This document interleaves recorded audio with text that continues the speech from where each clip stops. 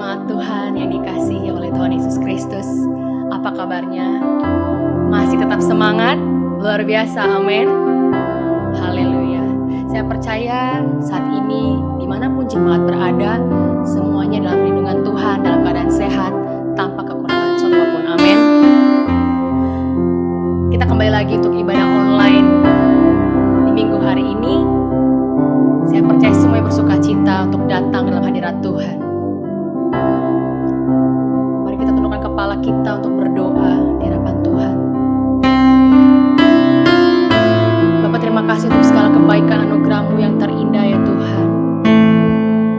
Kami ada sebagai kami ada bukan karena kuat dan hebat kami Bapa, tapi karena anugerah-Mu yang begitu besar Tuhan. Kami sehat, kami kuat, itu semua karena anugerah Tuhan.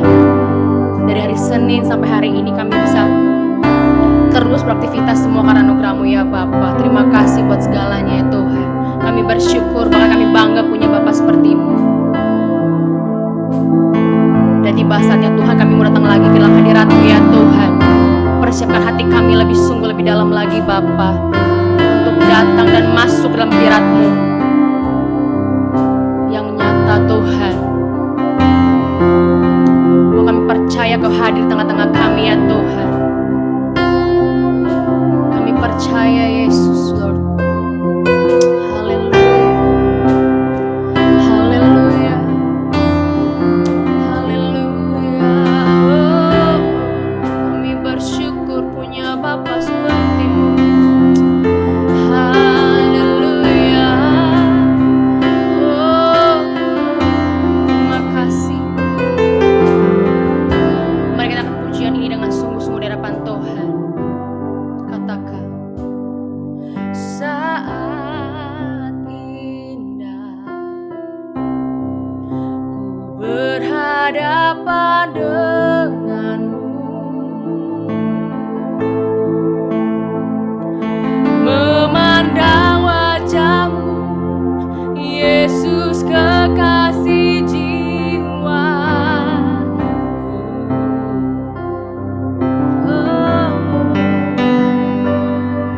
Bawa daku erat dalam pelukan-Mu,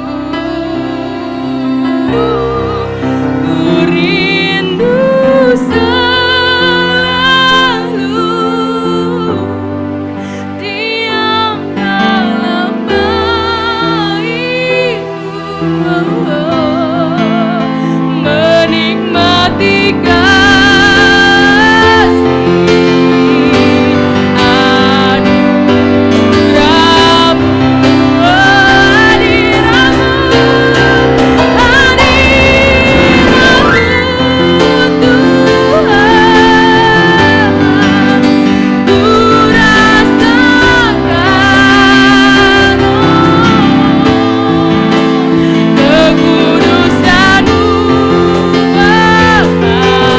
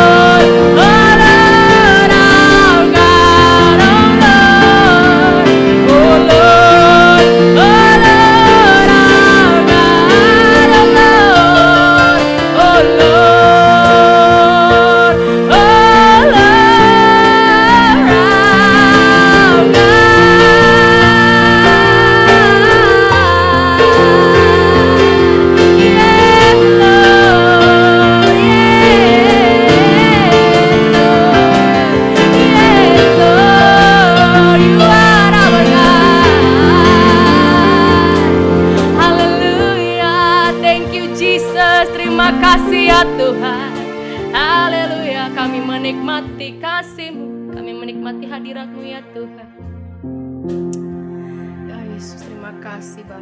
Tiba saatnya Tuhan, kami masuk lebih dalam lagi akan firman-Mu ya Tuhan. Persiapkan hati kami lebih sungguh untuk mendengarkan firman-Mu ya Tuhan. Di balik firman-Mu Tuhan, Kau mengatakan bahwa Kau adalah Allah yang setia, Bapakku yang setia Tuhan. Kita akan puji dengan sungguh-sungguh di hadapan Tuhan.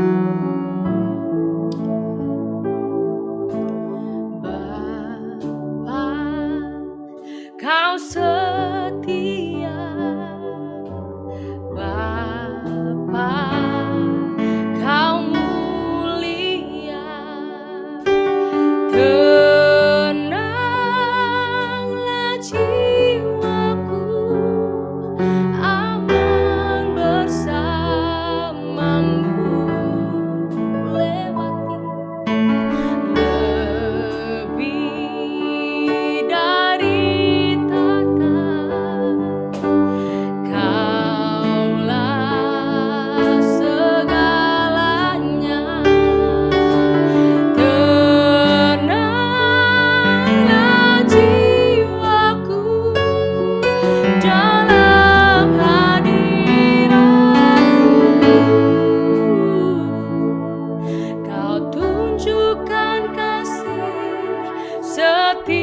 setiamu, Kau menyediakan yang ku perlu.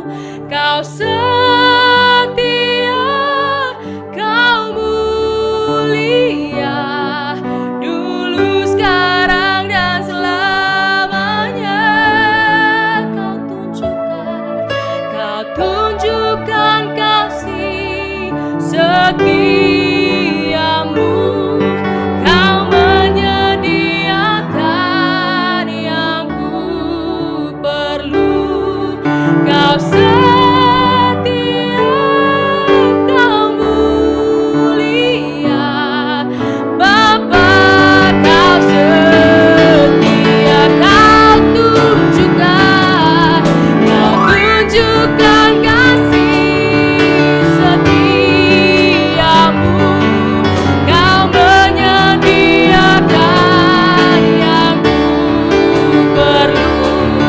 Kau setia, Kau mulia, dulu, sekarang, dan selamanya. Kau tunjukkan kasih setiamu, Kau menyediakan yang ku perlu. Kau setia, Kau mulia, Bapa, Kau setia, Kau setia, Kau setia, Kau mulia, Kau setia, Kau setia, Kau mulia, Kau setia, Kau mulia, Bapa, Kau setia.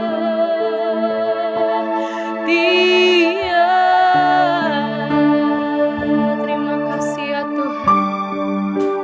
Kami datang untuk hadirat-Mu, kami datang untuk firman-Mu ya Tuhan. Kiranya Kau berkati hamba-Mu yang akan menyampaikan firman-Mu Tuhan. Urapan terjadi atas hamba-Mu ya Bapa, dalam nama Yesus. Kami mau dengar-dengaran akan firman-Mu Tuhan. Kami mau taat, kami mau berjalan sesuai apa yang menjadi firman-Mu Tuhan. Keterbatasan kami Tuhan Yesus, tidak ada apa-apanya Tuhan. Engkau tidak pernah terbatas Tuhan Yesus. Bicara Tuhan lewat hamba-Mu Tuhan Yesus. Pakai lidah hamba-Mu untuk menyampaikan firman-Mu yang begitu luar biasa ya Tuhan. Tegur kami lewat firman-Mu Tuhan yang akan disampaikan oleh hamba-Mu Tuhan. Kami siap untuk firman-Mu Tuhan Yesus. Dalam nama Yesus yang siap untuk firman Tuhan, mari sama-sama katakan amin.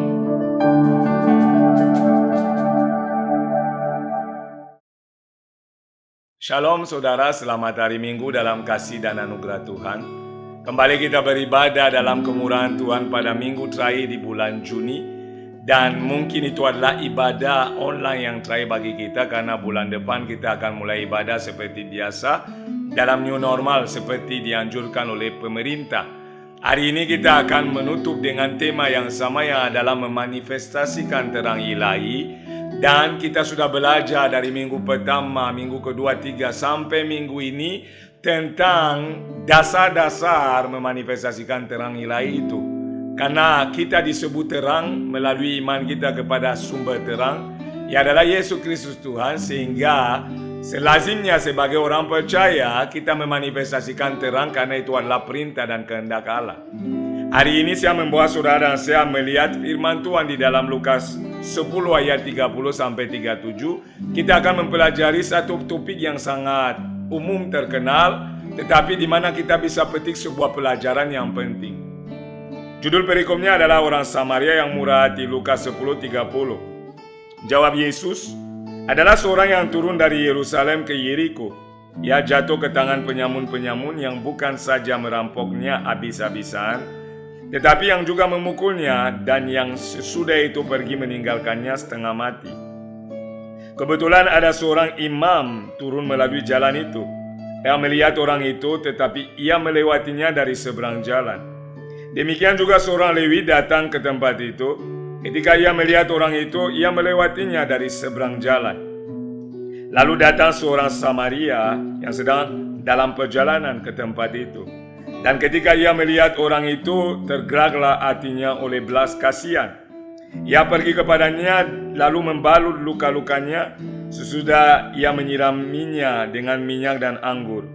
Kemudian ia menaikkan orang itu ke atas keledai tunggangannya sendiri, lalu membawanya ke tempat penginapan dan merawatnya. Keesok harinya ia menyerahkan 2 dinar kepada pemilik penginapan itu. Katanya, rawatlah dia, dan jika kau belanjakan lebih dari ini, aku akan mengantinya waktu aku kembali. Siapakah di antara ketiga orang ini menurut pendapatmu adalah sesama manusia dari orang yang jatuh ke tangan penyamun itu? Jawab orang itu, orang yang telah menunjukkan belas kasihan kepadanya. Kata Yesus kepadanya, pergilah dan perbuatlah demikian. Jadi saudara, dengan jelas kita melihat satu peristiwa yang sangat-sangat spesial, di mana ada seorang yang berjalan dan mengalami nasib yang buruk, di mana penyamun menyerangnya, merampok miliknya, dan tidak cukup, mereka justru memukulnya habis-habisan, sehingga kita mencatat orang tersebut ditinggalkan mereka setengah mati. Artinya mereka meninggalkan dia dalam kondisi yang mendekati kematian. Tentunya itu adalah hal yang terjadi secara fisik, tubuhnya yang setengah mati. Yang saya bahaskan adalah kematian secara rohani atau kematian kekal yang kita kenal dengan neraka. Banyak orang di dunia ini sedang menuju kematian yang kekal. Oleh karena mereka belum mengenal kebenaran, mereka belum mengenal juru selamat yang adalah Yesus itu. Oleh karena itu mereka butuh orang seperti kita yang adalah terang untuk membawa mereka keluar dari kegelapan. Karena dunia ini, saya mengulangi, menyatakan berbicara tentang kegelapan. Apa yang menjadi tindakan konkret dari orang percaya untuk menunjukkan terang itu bagi mereka yang membutuhkan? Ini yang menjadi perenungan kita pada minggu terakhir ini, sekaligus menutup topik ini. Yang saya catat adalah wujud konkret dari memanifestasikan terang ilahi adalah menunjukkan belas kasihan kepada orang-orang yang sedang menuju maut. Menunjukkan belas kasihan kepada orang-orang yang sedang menuju maut. Kita lihat dulu ayat yang ke-33. Lalu datang seorang Samaria yang sedang dalam perjalanan ke tempat itu. Dan ketika ia melihat orang itu, tergeraklah hatinya oleh belas kasihan. Tergeraklah hatinya oleh belas kasihan. Kita sudah melihat tadi ada seorang imam yang lewat di situ. Imam itu bicara pemimpin secara rohani bagi orang Yahudi dulu. Dia seharusnya justru karena dia adalah orang yang rohani, dalam statusnya, dalam standarnya. Seharusnya dia mendekati orang ini dan menolongnya. Tetapi apa yang terjadi? Dia melewati jauh, menyeberangi jalan. Tidak ada kepedulian. Dan seringkali di dalam gereja hari ini, orang-orang yang sebut diri hamba Tuhan, orang yang sebut diri orang-orang percaya, tidak peduli dengan nasib orang lain. Tidak mau tahu tentang kesengsaraan orang lain. Dan itu sangat-sangat ironis bagi orang percaya. Yang kedua disebut di situ ada seorang imam Lewi. Lewi itu adalah suku yang dipilih khusus oleh Tuhan untuk melayani di bait Allah. Artinya pelayan-pelayan Tuhan. Dan orang Lewi itu pun datang dan menyeberangi jalan, tidak menolong orang yang mendekati kematian ini. Ini sangat ironis dan kita perlu merefleksikan diri. Kenapa? Fakta demikian juga terjadi hari ini dalam gereja. Gereja itu cuek terhadap masalah orang lain. Tidak peduli dengan kesengsaraan, kesusahan orang lain. Terlebih tidak peduli atas yang namanya nasib orang yang sedang menuju yang namanya kematian kekal. Tetapi kalau saudara perhatikan di ayat terakhir, Yesus berkata apa saudara? 37.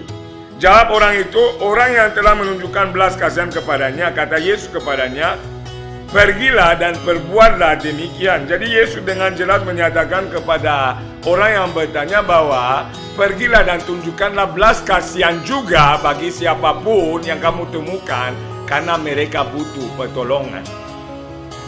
Dunia ini ada di dalam kegelapan saudara. Saya mengulangi dan terus mengulangi supaya saudara mendengar dan menangkap di hati saudara. Dan kita sebagai orang percaya, orang yang telah disebut terang, yang telah dijadikan terang oleh Tuhan, tidak boleh diam saudara melihat orang lain menuju kebinasaan. Tidak bisa. Kenapa? Kita dipanggil untuk menjadi terang bagi mereka. Kita dipanggil untuk menjadi berkat bagi mereka.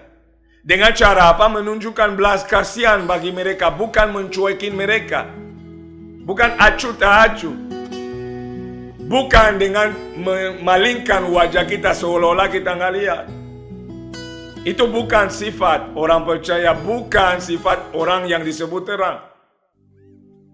Dan saudara perlu memperhatikan, memang ada perbedaan. Kenapa Yesus memakai istilah orang Samaria yang datang menolong? Dia berbeda dengan yang lain.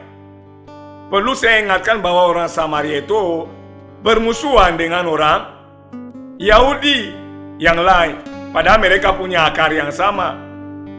Mereka adalah keturunan Abraham.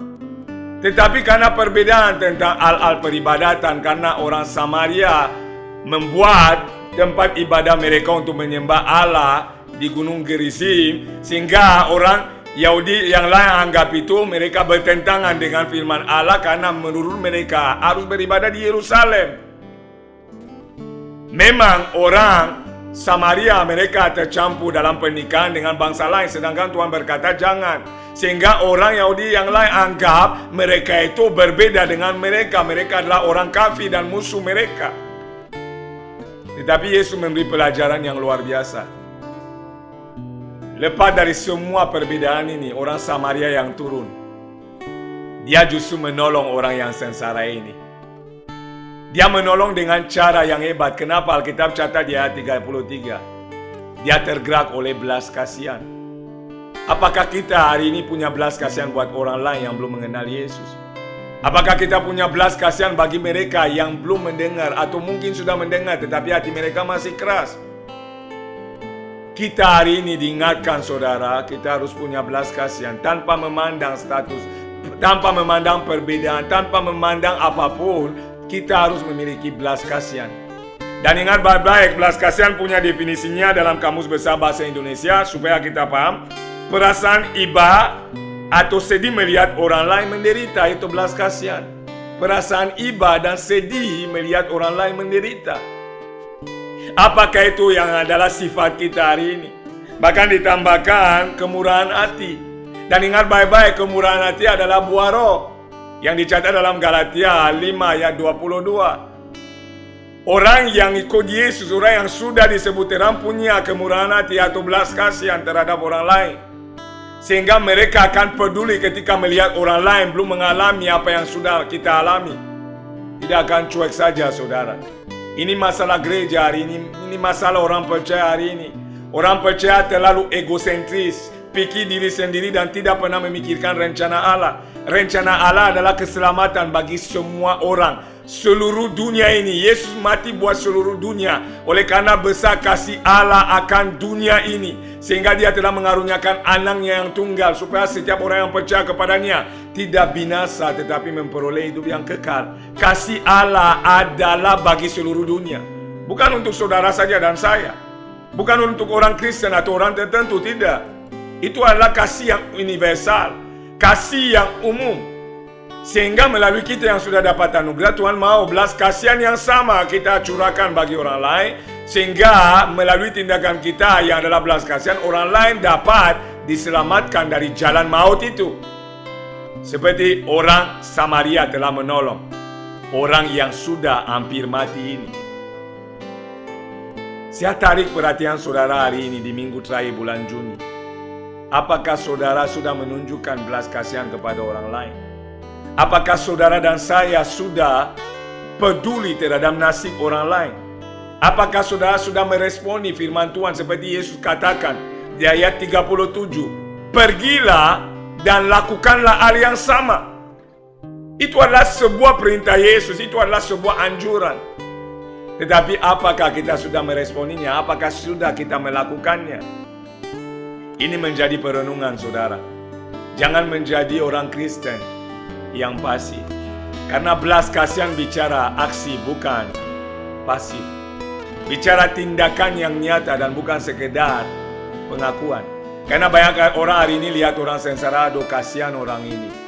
Kasihan hanya di mulut saja, tetapi tidak ada tindakan nyata untuk menolong mereka. Sama sekali. Baik dalam pemberitaan kabar baik, baik dalam menolong mereka secara finansial, baik dalam mendukung mereka, menghibur mereka dengan nasihat, penghiburan dan lain. Kita diam saja dan pikirkan nasib kita sendiri. Itu adalah ego, dan Tuhan tidak pernah ada sifat egois.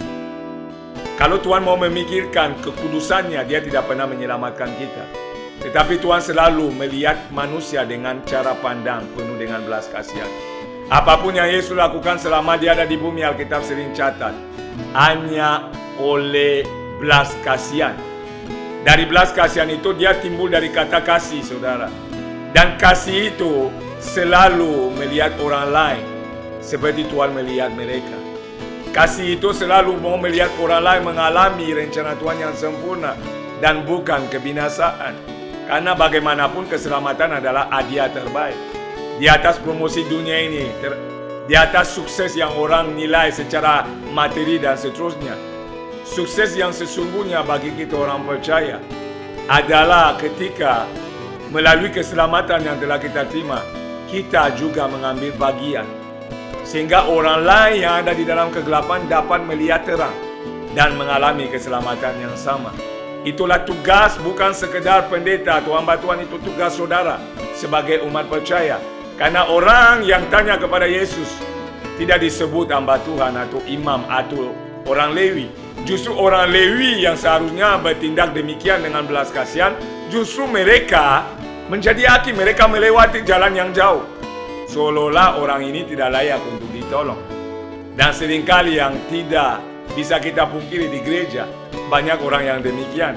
Dan itu jujur menyedihkan. Apalagi hati Tuhan. Tuhan sangat sedih melihatnya. Kita ini adalah umat Tuhan yang telah ditebus. Ingat baik-baik, oleh anugerah, bukan karena perbuatan, bukan karena kehebatan, bukan karena perbuatan apapun yang melayakkan kita, tidak. Semua hanya karena kemurahan Allah. Oleh karena itu saudara, kemurahan Allah yang sudah kita terima, kita harus juga meneruskan itu kepada orang lain yang membutuhkan kemurahan. Itu yang disebut belas kasihan. Dan belas kasihan bukan dari bibir kita lihat orang ini telah punya sifat di mana dia meresponi belas kasihan orang lain. Belas kasihan yang saya maksud adalah meresponi kebutuhan orang lain. Orang ini meresponi kebutuhan orang yang hampir mati dengan cara apa? Baca baik-baik, dia membalut kaki orang ini. Ayat 34 katakan, dia membalut. Dia menyirami kakinya dengan minyak.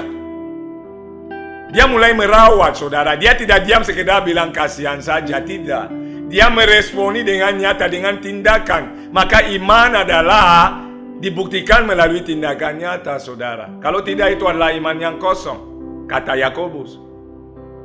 Ini kita harus pahami. Tidak cukup dia menyirami atau membalut, dia menaikkan orang itu di atas keledainya sendiri. Saya nggak bisa menyangka, saudara, kalau kita baca ini luar biasa. Coba lihat ayat 34. Ia pergi kepadanya lalu membalut luka-lukanya. Sesudah ia menyiraminya dengan minyak dan anggur, kemudian ia menaikkan orang itu ke atas keledai tunggangannya sendiri, lalu membawanya ke tempat penginapan dan merawatnya. Jadi dia menaikkan orang di atas keledainya, kemungkinan besar dia tidak ada di atas dan jalan kaki menarik keledai itu. Itu yang disebut berkorban, saudara. Dia rela jalan kaki tarik keledai, tetapi orang yang hampir mati itu bisa diangkut sehingga bisa dibawa di tempat di mana bisa dirawat lebih baik. Dia tidak mementingkan diri, dia berkorban buat orang yang hampir mati. Dan ayat 35 berkata, besok harinya dia memberi uang, dia berkorban materi, keuangan, demi orang yang tidak dia kenal. Dan dia berkata, kalaupun pemakaian yang akan dipakai adalah kurang, besok saya akan tambahkan ketika saya kembali. Dia berkorban waktu, dia berkorban perasaan, dia berkorban yang nama materinya, dia berkorban yang namanya apa saja yang saudara bisa katakan. Tetapi faktanya adalah dia mengorbankan banyak hal. Itu adalah belas kasihan yang diwujudkan dengan tindakan nyata.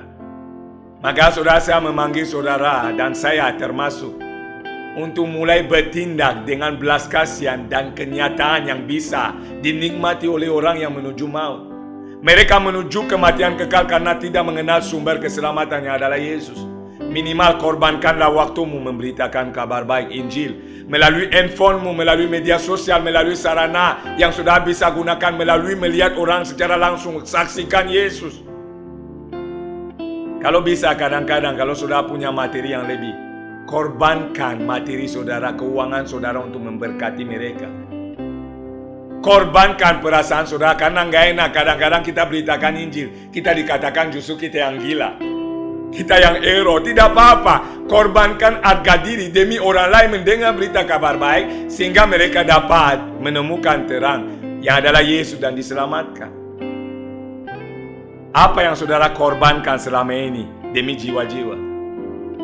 Apa yang saudara lakukan untuk membawa orang menemukan jawabannya adalah Yesus sendiri? Inilah perenungan kita di minggu terakhir, dan saya mendorong saudara, berhentilah menjadi orang Kristen yang hanya banyak bicara.